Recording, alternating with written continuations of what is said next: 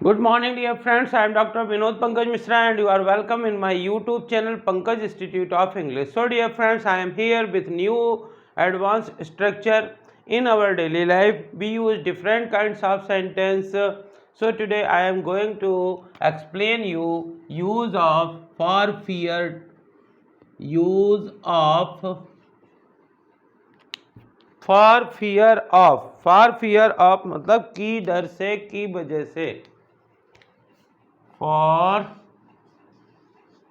Fear of, के डर से, के डर से। डियर फ्रेंड्स, हम अपने डेली लाइफ में बहुत सारे सेंटेंस ऐसे यूज करते हैं, जैसे वह गलती की वजह से अंग्रेजी नहीं बोल रहा है, मैं देरी होने की वजह से के डर से वहाँ नहीं गया, खर्च के वजह से वह बाज़ार नहीं जाता है। तो डियर, इसके लिए हम यूज करते हैं फॉर फियर ऑफ। तो इसका यूज कैसे करते हैं, इसका सेंटेंस कैसे बनाते हैं, इसको एक दो एग्जाम्पल के द्वारा देखते हैं। जैसे लिखा हुआ है कि वह आपके डर से नहीं आया, वह आपके डर से नहीं आया। तो इसमें सबसे पहले हम क्या करते हैं, जो सेंटेंस होता है, जिस टेंस में होता है, उसको ट्रांसलेशन करते हैं और वहाँ पे उसके बाद फॉर फियर ऑफ लिखने के बाद, तो देखिए इसका स्ट्रक्चर कैसे लिखते हैं। सबसे पहले स्ट्रक्चर की बात करते हैं।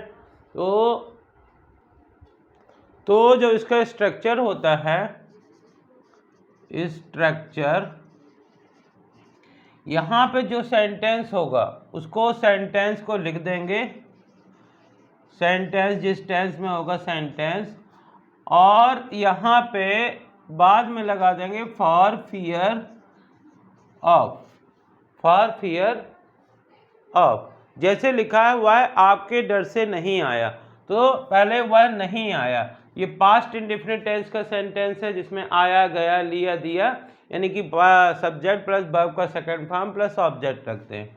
वह नहीं आया, ही डिड नॉट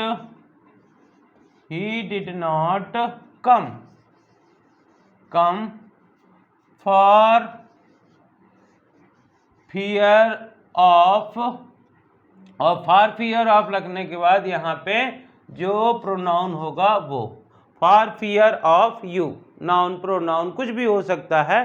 तो सबसे पहले सेंटेंस फॉर फियर ऑफ, और यहाँ पे नाउन और प्रोनाउन।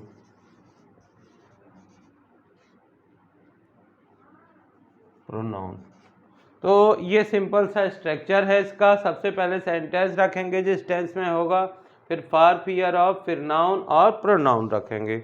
जैसे वह गलती की वजह से गलती की डर से अंग्रेजी नहीं बोलता है, वह गलती की डर से, वह गलती के डर से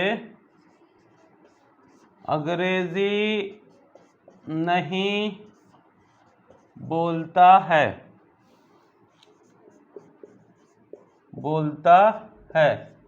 देखिए इसका कैसे ट्रांसलेशन करेंगे। सबसे पहले वह अंग्रेजी नहीं बोलता है, वह अंग्रेजी नहीं बोलता है, तो उसको प्रेजेंट इंडिफिनिट के अनुसार है, ता है, ती है, ते है, तो डू नॉट और डज नॉट लगाते हैं, तो हो जाएगा he does not speak English for fear of. अब यहाँ पे प्रोनाउन नहीं है, गलती को क्या बोलते हैं, mistake. He does not speak English for fear of mistake, वह गलती की वजह डर से अंग्रेजी नहीं बोलता है। तो this is the second example. इसी प्रकार से एक दो एग्जाम्पल और देखते हैं। जैसे लिखा हुआ है, तो यहाँ पे देखिए दो एग्जाम्पल लिखे हुए हैं, और मैं बारिश के डर से वहाँ नहीं रुका। तो मैं वहाँ नहीं रुका, ये पास्ट इंडेफिनिट टेंस का पहले लिखेंगे। तो रुकने को बोलते हैं stay. I did not stay, I did not stay there, I did not stay there, मैं वहाँ पे नहीं रुका। और किस डर से? बारिश के डर से। फॉर फियर ऑफ रेन, यानी कहीं ऐसा ना हो कि बारिश होने लगे, इस डर से मैं वहाँ नहीं रुका। तो I did not stay there for fear of rain. इसी प्रकार एक और लिखा हुआ है, बड़ा मज़ेदार सेंटेंस है, वह खर्च के डर से शादी नहीं कर रहा है। तो शादी करने को क्या बोलते हैं? Getting marriage. कर रहा है, कॉन्टिन्यूअस है। He is not getting marriage,